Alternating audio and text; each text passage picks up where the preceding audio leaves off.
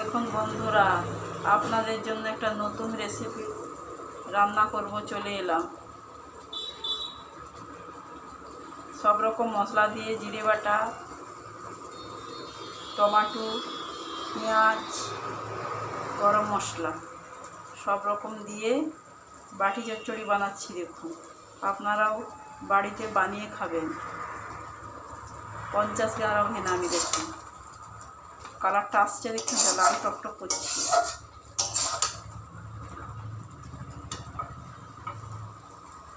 ভালো লাগলে like comment share করবেন।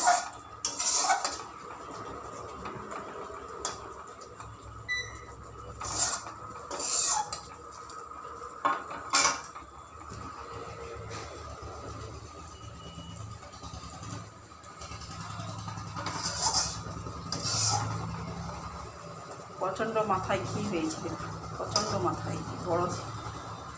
বড় মাছের জন্য প্রচণ্ড মাথায় ঘি হয়েছে। দু একটা মাথা রেখেছি, না মাথা ছাড়িয়ে দিয়েছি।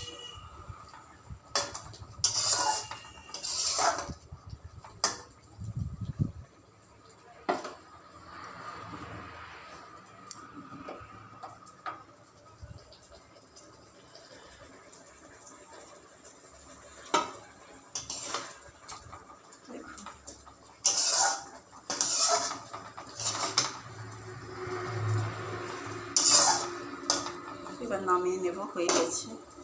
ভালো লাগে লাইক কমেন্ট শেয়ার করবেন।